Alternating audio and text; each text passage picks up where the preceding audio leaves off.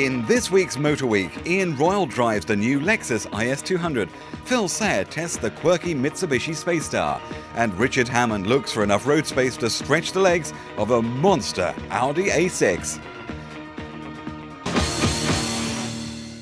When one car manufacturer decides to take on another and go directly for the jugular and take on one of their models in particular, you know it's going to be serious business. And that's exactly what Lexus have done with this, their new small saloon, the IS200. They've aimed their sights squarely at BMW's new 3 Series. Now, of course, Lexus is the luxury brand of Toyota. Toyota are one of the biggest car manufacturers in the world, and they have very, very deep pockets. Even so, Lexus still need to come up with a good car, and I think they probably have.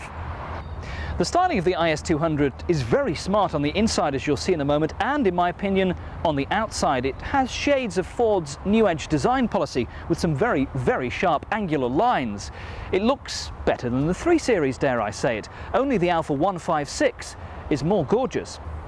Now, I think the IS200 is a car that will stand out in that crowded executive car park amongst the A4s, the 3 Series, the Mercedes and the Saabs. There are 3 models to choose from: the base S model, the SE and this sport version, which gets tinted rear windows should you be a celebrity or want lots of privacy, 17-inch alloy wheels and a rear boot spoiler.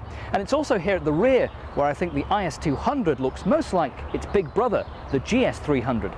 But come and take a look at the smart interior.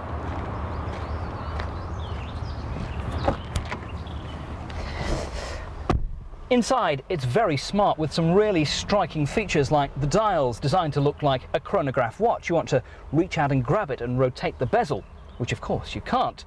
You also get drilled alloy pedals, alloy gear lever, leather and suede effect seating, and a very smart pop-up satellite navigation system. Almost everything is standard on all 3 models, including climate control, a quality audio system with CD. Only the satellite navigation is an extra that will cost you £2,100, which isn't bad. Now, of course, the IS200 is all about driving ability and fun, and it doesn't disappoint. Lexus knew that they had a tough job to come up with a car that could take on the new 3 Series. So firstly, it had to be rear-wheel drive. They've given it double wishbone suspension and wide wheels and low-profile tyres for optimum handling and braking. Lexus spent a long time developing and tuning the IS200 for European roads, testing across France, Britain, Belgium and Germany. They worked hard on an ideal weight distribution, putting heavy objects like the battery and fuel tank towards the centre and moving the engine back behind the front axle line. It's very interesting that Lexus decided that the engine for the IS200 would be a 2-litre straight 6 linked to either a 6-speed close ratio gearbox or a 4-speed automatic. It's the only engine option in the range at the moment. It develops 153 brake horsepower with 144 pounds-feet of torque and is a very, very sweet engine indeed. You need to push it hard though to get the best out of it. It revs very freely right the way round to the 6,500 RPM red line when the limiter kicks in. The market sector the IS200 is in is very, very competitive and dominated by the 3 Series BMW with nearly a 40% market share. Other rivals would be the Mercedes C-Class, Audi A4 and the Alfa 156. Interestingly, the IS200 does not have a direct rival at BMW in terms of the engine size. There's no 2-litre 3 Series. So will there be more powerful versions of the IS200? Well, don't be surprised. When, though, is anybody's guess. The IS200 uses a fly-by-wire throttle, and it just seems to struggle a bit for me low down in the gears until you get it above 3,000 RPM, but then it seems to just run out of steam.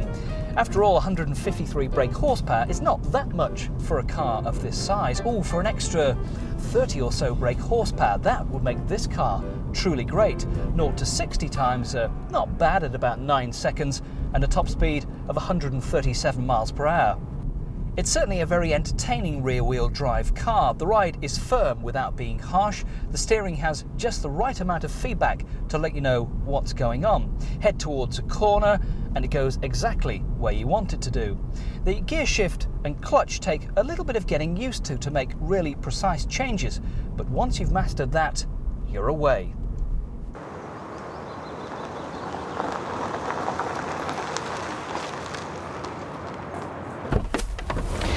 Now, in every car we drive, we look for the good points and, of course, the bad points.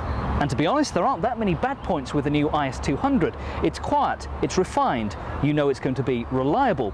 It's very competitively priced at between £21,000 and £23,000.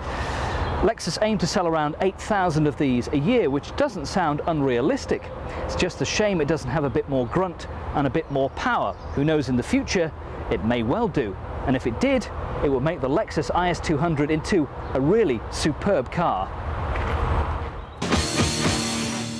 So, we've got a 4.2-litre V8 engine with 5 valves per cylinder. It puts out 300 brake horsepower at 6,200 revs, 400 Newton-meters of torque, it has permanent four-wheel drive, and a Tiptronic 5-speed automatic gearbox with dynamic shift program.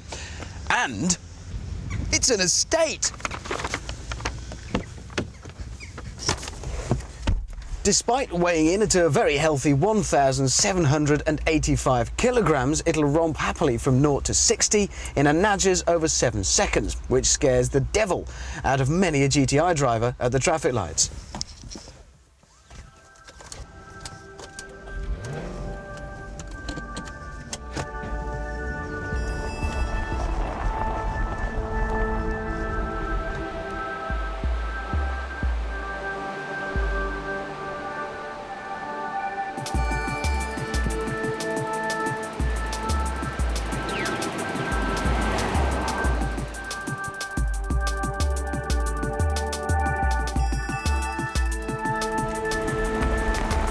So, it's a kind of rocket-propelled dream car of a travelling salesman, or the kind of car that turns up outside the school with the kids plastered up against the rear window.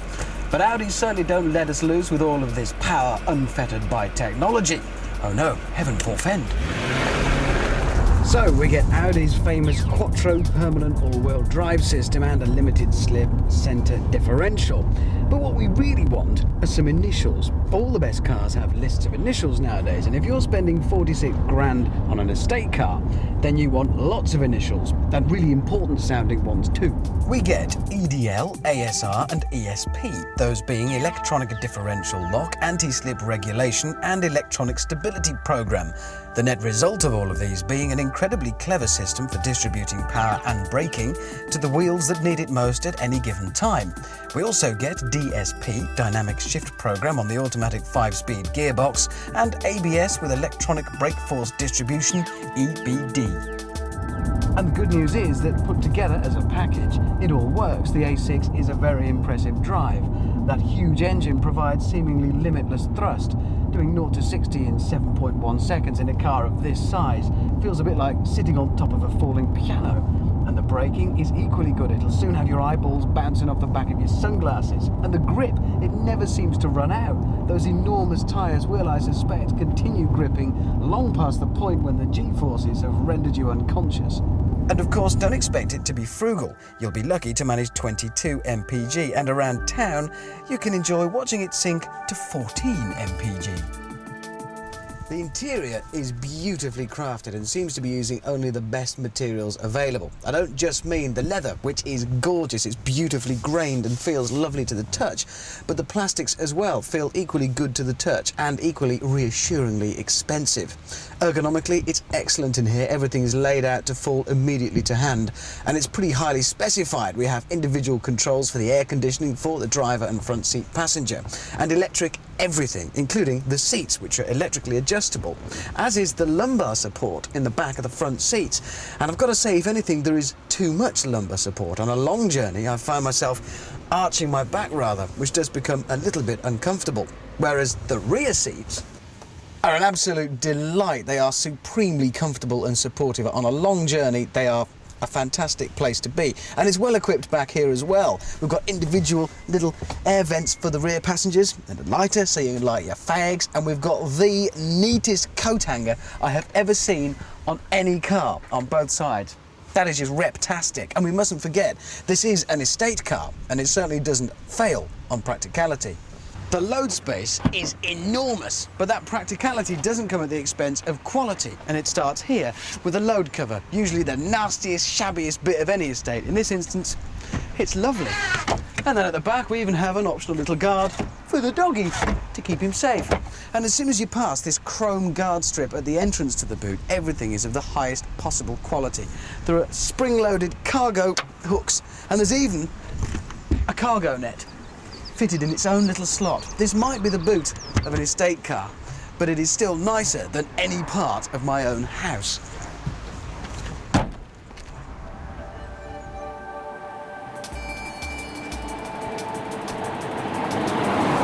There's no doubt that this car offers levels of convenience and practicality seldom seen at the same time as such quality of build. There's pretty much everything you could possibly want in here, immediately to hand, and made of the very best quality materials. But it's all very sombre. It's very dark and really rather forbidding. It's certainly not the kind of place that I'd feel comfortable singing daft songs with the kids on a long journey or playing Who Can Spot the Next Caravan on the motorway. It's all really rather grown up. So, your 46 or so £1,000 buys you a beautifully crafted, durable, good-looking estate car that'll outrun many a sports car. But narrow, twisting country roads are definitely not this car's territory. It's definitely not a sports car in its own right. Whereas even a large sports car will shrink to fit around you as soon as you're strapped in, you're always aware of the Audi A6's bulk when on a country road, and of the fact that that lusty engine is always there ready and willing to deposit you in the next county or halfway up a tree should you get it a little bit wrong on a country road. Now, it's unfair to judge this car on its performance on country roads. It's an Autobahn basher and one of the very best. Don't think of it in terms of pootling around the county. Think of it for blasting across entire continents. It is, in fact, an intercontinental ballistic estate car with room at the back for the dog.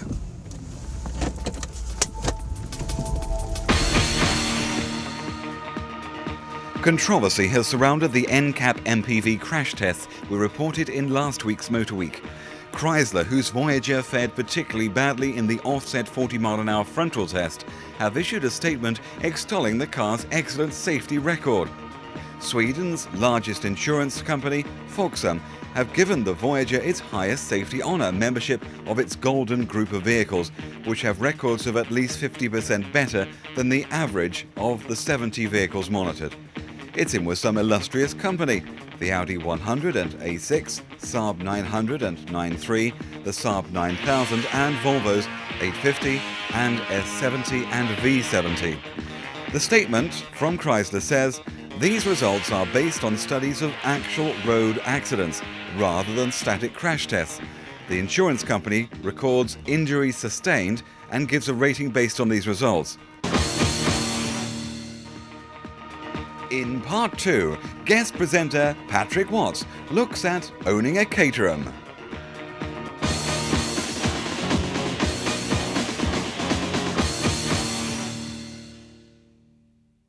Minivans, people carriers, MPVs, call them what you will, they're here to stay.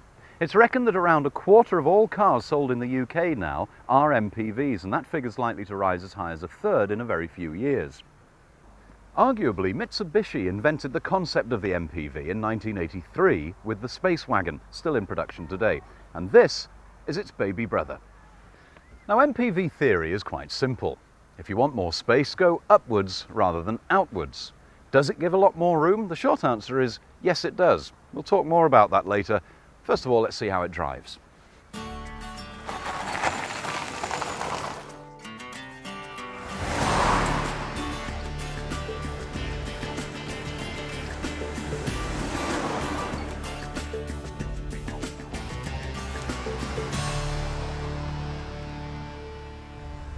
The cabin's a very pleasant place to be. It's wide, it's airy, that sloping windscreen gives a nice large dashboard. It makes it feel probably bigger than it actually is. The suspension, as you might expect, is set up for comfort, so it's fairly soft without being soggy. The brakes are good and sharp. There's ABS on all except the base model. It's the usual setup, discs at the front and drums at the rear. As a place to be and as a driver's car, it's pretty quiet, it's good on the motorway, cruises very happily at 75, and by the way, it's at 70-75 that it's its most economical too. The steering's nothing special, it's reasonable and it's power assisted, but the big letdown for me, I'm afraid, is that there's no air conditioning until you get to the very top of the model range. To look at, frankly, it's nothing very special, but then none of the MPVs are. In fairness, if you're setting out to maximise the space, there's a limit to what you can do with the shape. This one has a particularly high waistline, steeply sloping windscreen, which is again typical of MPVs, gives a lot more room inside, a nice big spacious dashboard. And on the side here, you might be surprised to see a badge that says GDI. You might be surprised because that makes it sound like a diesel, but in fact it's not a diesel engine at all. The DI part of it is petrol direct injection. It's a very lean burn engine, so as well as good power output, it also returns terrific fuel economy, around 40 to the gallon. The much smaller, much less powerful Don't Go There 1300 engine, which is also available in the same body, returns just 1 mpg better on fuel figures. And with a couple of minutes of fiddling about and removal of 3 headrests, lo and behold, you get all this extra luggage space here too. And because this sill is so low and the tailgate is so big, it does make loading very easy indeed. But you're not actually left with a particularly long load space, but better than most estate cars.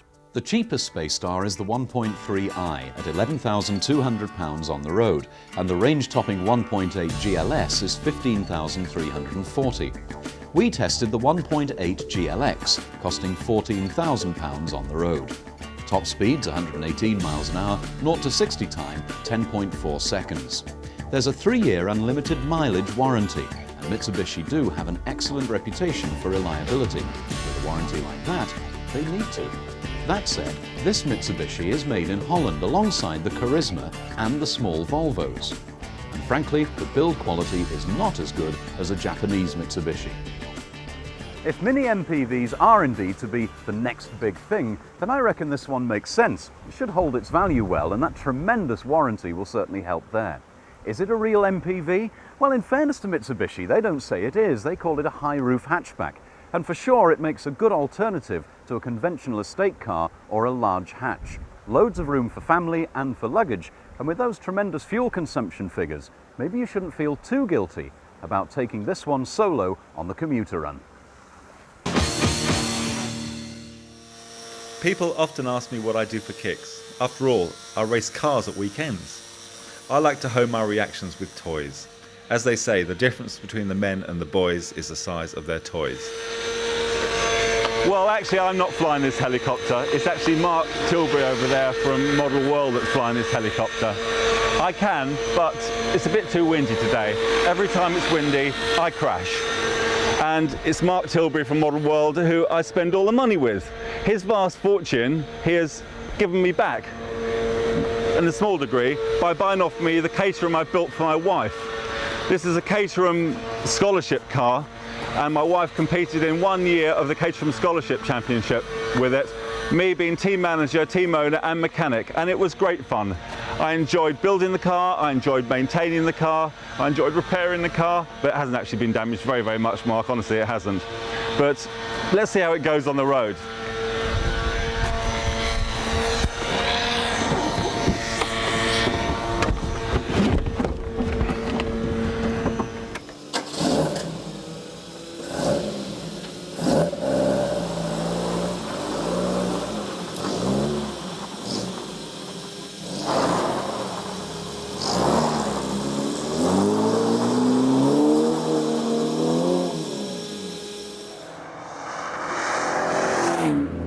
I think the difference between this Caterham and my Vauxhall engine car, this has got the pushrod 1600cc engine, and it makes it much more docile for everyday motoring.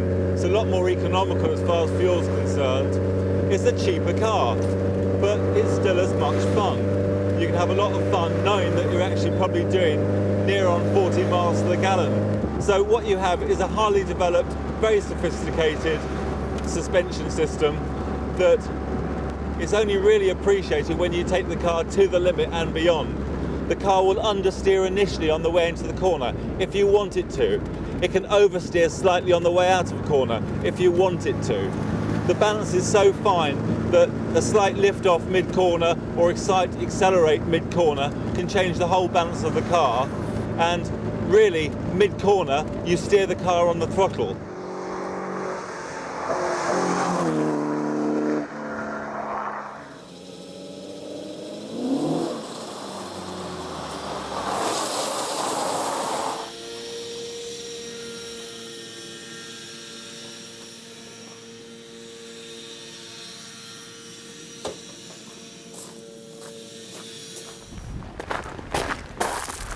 Well, here we are again, back with Mark.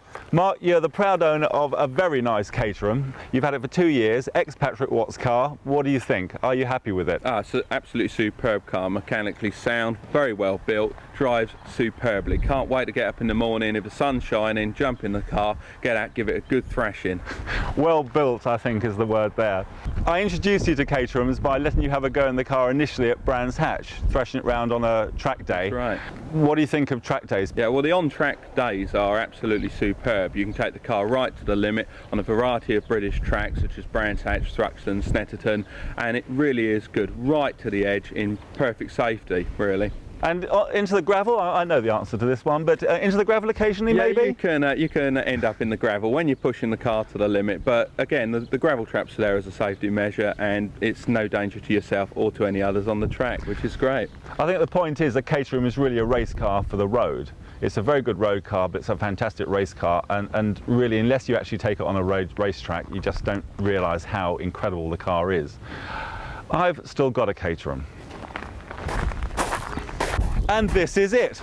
Looking a bit tatty at the moment, unfortunately. It's just come back from Paul Ricard doing a 4-hour race there.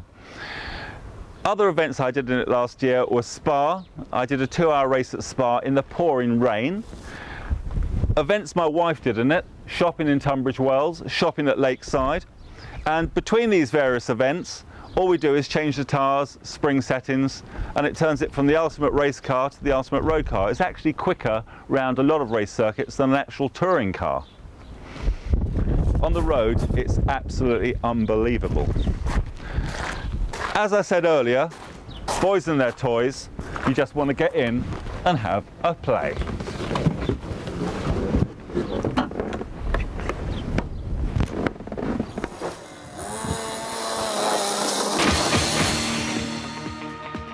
Next week, Ian Royle goes to Ingolstadt to celebrate 100 years of Audi.